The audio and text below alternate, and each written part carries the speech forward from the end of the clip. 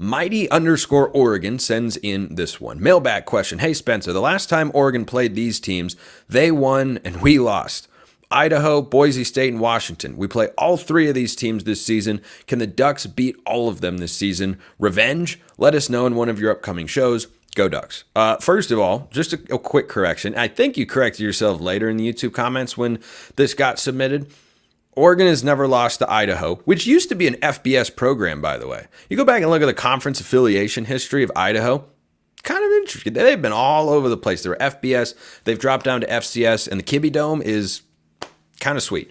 I have been to the Kibbe Dome before. It's pretty cool. It's a pretty cool spot to play a football game. The crowd can get roaring and whatnot, but Idaho's never beaten Oregon. The all-time series history there per the Idaho website, they've got it listed, and Oregon does not, is 0-3-1 in favor of the Ducks, meaning there was a tie. A tie. Leave the ties for soccer. Okay.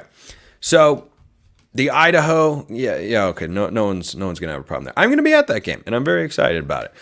August 31st, Autzen Stadium. It'll be the first time I've been at Autzen in about 7 years, which is a tragedy, but such is the way of life when you go all over the country, going to school and working and such. Washington, I got to be honest, I don't know if I have the energy for Washington today. Why don't we save that one for a future show? Let's talk Boise State. So Boise State is not a team that Oregon fares well against. If you remember the first game of the Mario Cristobal era, which began, wait for it, with a timeout. This is the first offensive play that Mario Cristobal's Oregon team ran. I remember the tweet from Rob Mosley. That might be my favorite Rob Mosley tweet of all time. I might need to get him back on the show just to ask him about that. And I tweeted it out. The Mario Cristobal era begins with ... a timeout. Oregon went on to lose the game in the Las Vegas Bowl. Herbert was back, but Taggart was gone. Freeman opted out, and it was just a whole debacle. And then there was the game in 2008 at Autzen Stadium. That didn't go very well. In 2009 at Boise, that somehow went worse. It went much worse. This is not a Boise State team that is to be trifled with. Oregon's at home. That should give you a lot of confidence. They have lost once.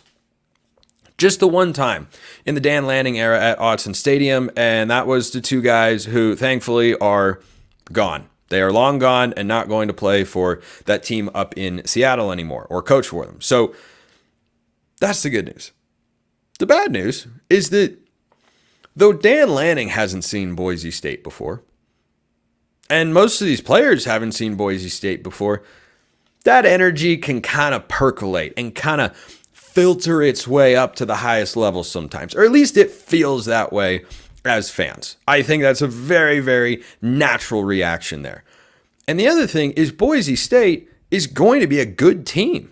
So for those who are unaware, and this is of course why perhaps you tune into the show, which I very much appreciate.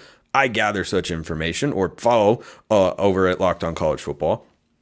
Boise State last year had our old friend Andy Avalos, former defensive coordinator of the Ducks, as their head coach.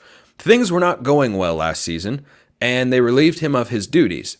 They promoted to be the interim head coach Spencer Danielson, who was Andy Avalos' defensive coordinator. And then they won their last two games of the regular season and the Mountain West Championship. What are you going to do? Not hire that guy? Spencer Danielson might have just caught lightning in a bottle to parlay his way into, I use parlay subconsciously because I just watched Pirates of the Caribbean, but to parlay his way into the head coaching job at Boise, which is one of the premier group of 5 head coaching jobs in all of college football. I think that, it might be the best one. They might be the biggest group of 5 brand out there. I'm trying to think of a bigger one now that, Cincinnati, Houston, UCF are all in the Big 12. Is there a better G5 job out there? Maybe not. So he wins 2 games, gets him to the title game, wins that, then goes to the LA Bowl and loses what ended up being Chip Kelly's final game coaching as the head coach at UCLA. And so Danielson is the head coach. It's a very small sample size. He might not be any good. The small sample size is that he is very good. You win a conference championship game. It's pretty good. This is pretty darn good. Now, they brought in Malachi Nelson, a 5-star quarterback transfer from USC, who did not play over there, which can be telling for sure, just like Ty Thompson not playing at Oregon is telling of something. However, like Ty Thompson, this kid is immensely talented. He's going to have Ashton Genty at running back, who's one of the best running backs in all of college football, regardless of Group of 5, Power 4, whatever. He is an absolute stud. And they have some receivers to work with as well. It'll come down to Malachi Nelson, because if you got a former defensive coordinator who you promoted to be your head coach, he's probably going to be pretty good. Probably going to be pretty good on that side of the ball, at least you would hope. And it'll come down to how good he is. I've seen Malachi Nelson in person. He's every inch of 6'5", and he can absolutely spin the ball.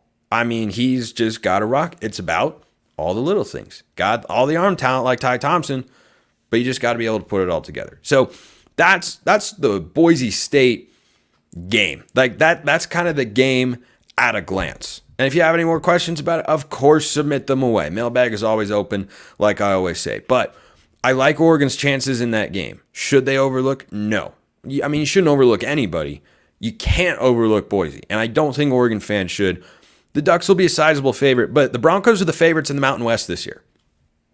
They don't get that moniker by accident. FanDuel doesn't give them the highest total in the Mountain West or give them the best odds to win the conference by accident. They should be a good Mountain West team. That said, Oregon's trying to compete for a national championship. It shouldn't pose much of a problem. A couple questions here from Bud.